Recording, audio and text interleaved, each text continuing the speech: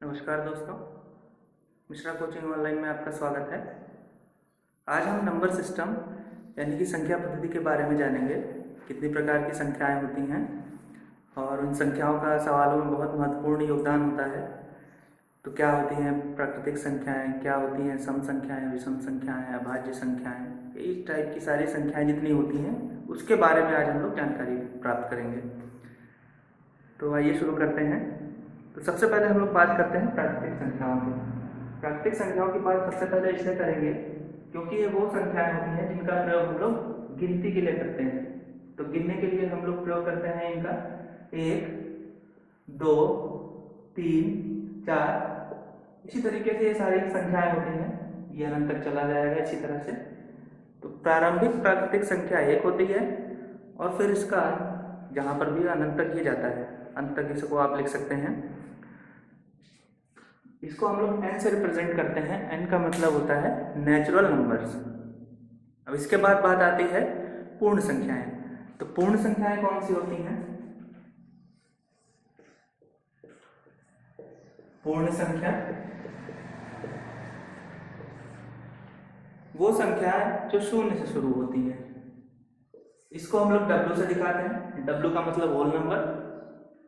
तो W 0, 1, 2 और इसी तरीके से ये चलता जाएगा। तो ये सारी संख्याएं होती हैं पूर्ण संख्याएं। प्राकृतिक संख्याओं में दो तरीके से संख्या को लिखा जा सकता है। एक होता है धनात्मक चिन्ह के साथ, एक होता है ऋणात्मक चिन्ह के साथ। यानी कि नेचुरल नंबर्स को हम लोग दो तरह से लिख सकते हैं, पॉजिटिव साइन के साथ और नेगेटिव साइन के साथ। अगर हम लोग उसको पॉजिटिव साइन के साथ लिखते हैं तो उसको हम लोग बोलते हैं धन पूर्णांक,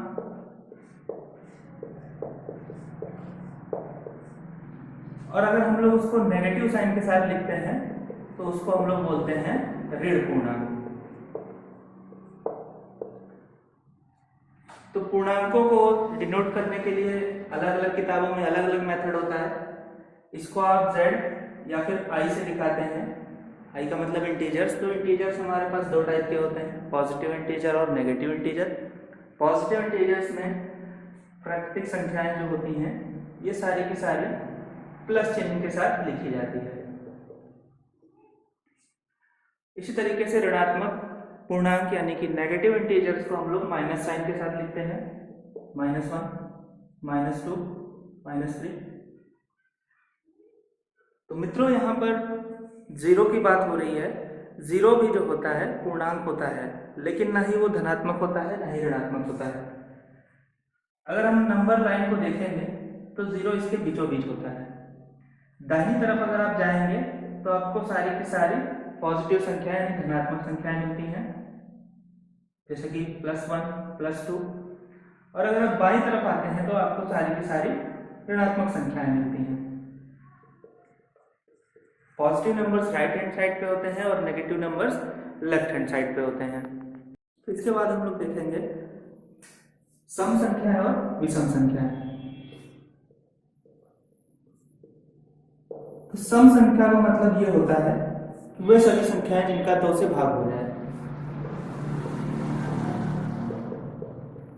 वे संख्याएं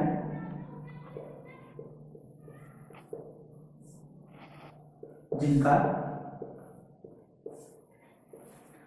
2 से भाग हो जाए।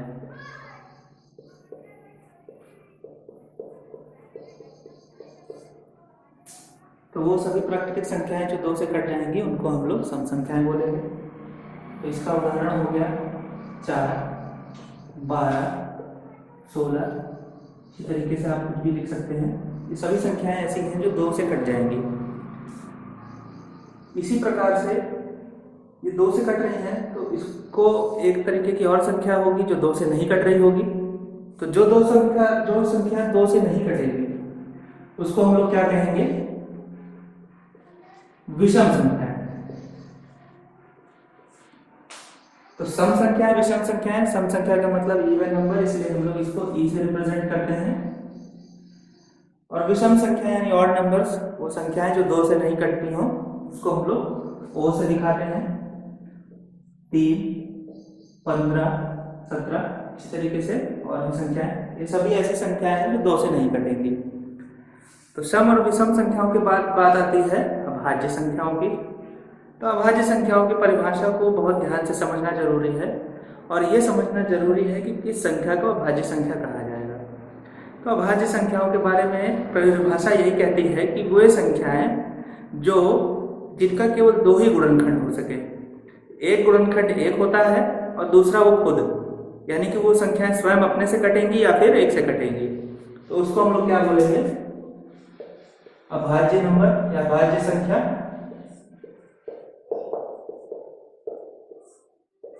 इसी को हम लोग प्राइम नंबर्स भी बोलते हैं, प्राइम नंबर्स। तो इसे P से दिखाया जाता है। इसमें आपका आता है 2, 3, 5, 7, 11, 13 और इसी तरीके से आप लिखते जाएंगे। तो अभाज्य संख्याओं में एक बात ध्यान देने वाली ये है कि 2 एक अकेली ऐसी संख्या है जो सम है। इसके सिवाय जितनी भी अभाज्य संख्याएं होती है वो सारी कैसी होती हैं? विषम संख्याएं।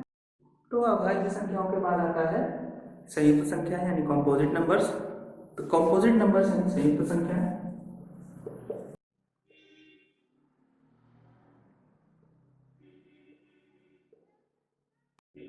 संयुक्त संख्या की परिभाषा ये कहती है कि इसमें कम से कम 3 गुणनखंड होने चाहिए। तो 3 गुणनखंड होने चाहिए, इसलिए अगर हम बोल दें 4, 8, 12, 15, अगर हम इसको ध्यान से देखें तो 4 को हम लोग क्या लिख सकते हैं? 2 × 2 × 1। एक तो सबका गुणनखंड हो गए, इसके सिवाय 2 × 2 दो गुणनखंड और हो गए। तो इसके कितने गुणनखंड हैं? कम से कम 3। कम से कम 3 गुणनखंड होने ही चाहिए। इसके सिवाय अगर हम लोग बात करते हैं 8 की, तो 8 को हम लोग लिख सकते हैं 2 × 2 × 2 × 1, यानी कि 3 2 हो गए हैं यहाँ पर और एक, तो 4 संख्याएं हो गई, यानी कि 4 गुणनखंड हो गए इसके। इसी तरीके से हम लोग 12 को भी लिख सकते हैं, 15 को भी लिख सकते हैं। तो ये जो संयुक्त नंबर है वो कॉम्पोजिट नंबर्स बोला जाता है संयुक्त संख्याओं को, इसलिए हम लोग इसको C से दिखाते हैं। इसके बाद बात आती है सहअभाज्य संख्याओं की। तो सहअभाज्य संख्याएं कौन सी होती हैं? सहअभाज्य को हम लोग हमेशा पेयर में लेते हैं। पेयर का मतलब होता है जोड़ा, यानी कि कम से कम 2 संख्याओं को लेंगे हम लोग और फिर उसमें देखेंगे कि वो सहअभाज्य है कि नहीं। जैसे हम लोग बात करते हैं 4 और 5 की, तो सहअभाज्य संख्याओं की परिभाषा ये कहती है कि वे संख्याएं जिनमें एक के सिवाय कुछ भी कॉमन ना हो, या फिर इस तरह से कहें कि जिनका HCF 1 होता है। HCF यानी महत्तम समापवर्त्य। तो इसका महत्तम समापवर्त्य 1 ही आएगा, इनमें कुछ भी कॉमन नहीं आएगा। अगर आप सभी प्राकृतिक संख्याओं को देखेंगे, इनको अगर इसी तरह से सीक्वेंस में आप पेयर बनाते चले जाएंगे तो आपको सारी संख्याओं के सहअभाज्य पेयर ही मिलेंगे। जैसे देख लीजिए 1 2 ये सहअभाज्य है। अगर हम बात करते हैं 3 4 ये भी सहअभाज्य है। 4 5 लिखा हुआ है, 6 7। तो इनका जितना भी ये पेयर बना है, ये जो भी जोड़े हैं, ये सारे के सारे जोड़े कैसे हैं? सहअभाज्य। इन सभी का HCF कितना आएगा? 1 आएगा। सहअभाज्य के बाद हम लोग जानेंगे परिमेय संख्याओं के बारे में। तो परिमेय संख्याओं के बारे में वे सभी संख्याएं जिनको P/Q के रूप में लिखा जा सके। वे संख्याएं जिनको P/Q के रूप में लिखा जा सके, लेकिन Q 0 नहीं होना चाहिए। किसी भी संख्या के बटे में यानी कि अपॉन में 0 होने का मतलब होता है अनडिफाइंड, यानी कि वो संख्या अनडिफाइंड यानी अनंत या फिर इन्फिनिटी कह सकते हैं, वो बन जाती है।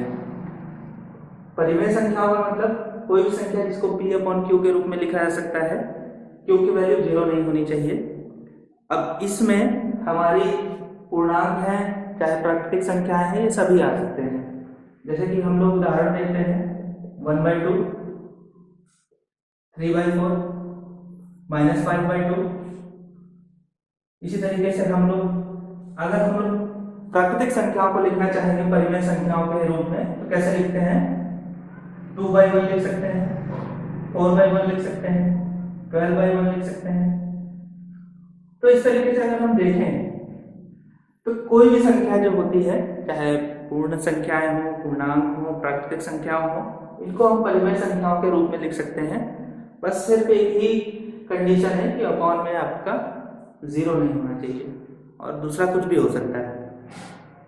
तो इसी के बाद हम लोग बात करते हैं किसकी, अपरिमेय संख्याओं की।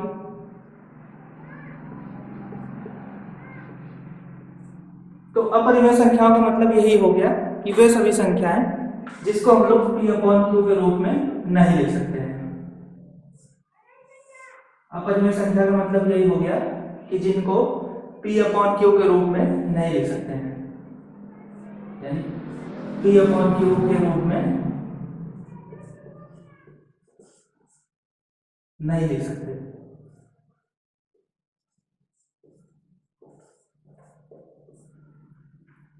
तो ये कौन सी संख्याएं होती हैं जिनको p/q के रूप में नहीं लिख सकते हैं? तो इसका मैं उदाहरण यहां पर लिख दे रहा हूं। से उदाहरण हो गया इसका √2, √5, √11। ये कुछ ऐसी संख्याएं हैं जिसको हम लोग p/q के रूप में नहीं लिख सकते हैं, तो इसलिए इनको हम लोग क्या कहते हैं, अपरिमेय संख्याएं। अब देखिए यहां पर परिमेय संख्याओं को q से निरूपित करते हैं। q से निरूपित करते हैं तो अपरिमेय संख्याओं को हम लोग q बार से निरूपित करते हैं। तो q बार का मतलब हो गया अपरिमेय संख्याएं और q का मतलब हो गया परिमेय संख्याएं। और इसके साथ एक अंतिम संख्या आती है जिसको हम लोग बोलते हैं वास्तविक संख्या। तो वास्तविक संख्याओं का मतलब क्या हुआ, सभी परिमेय और अपरिमेय संख्याओं का जो ग्रुप होता है, जो समुच्चय होता है, उसी को हम लोग क्या बोलते हैं, वास्तविक संख्या।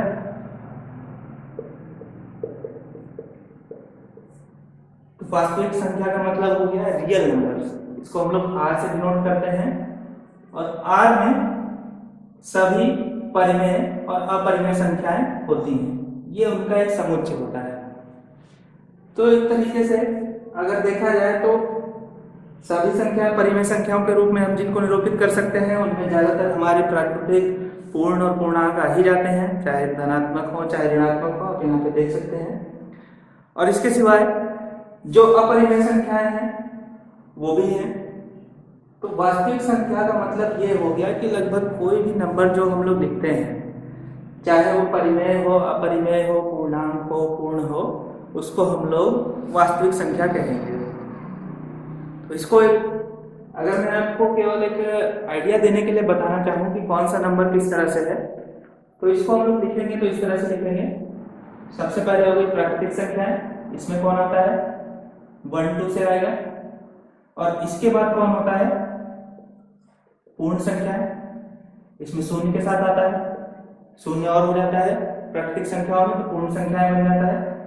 अगर इसके बाद हम लोग आगे बात करेंगे तो पूर्णांक होते हैं। हम यहाँ सभी पूर्णांकों को ले रहे हैं, चाहे धन हो चाहे ऋण हो। इसे z या i से दिखाते हैं।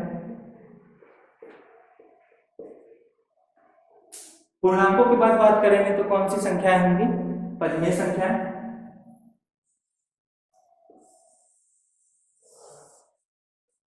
परिमेय संख्याओं के बाद कौन सी संख्या होगी, ये मैं इसे फिर से बना दे रहा हूं। परिमेय संख्याओं के बाद कौन सी संख्या होगी, अपरिमेय संख्याएं।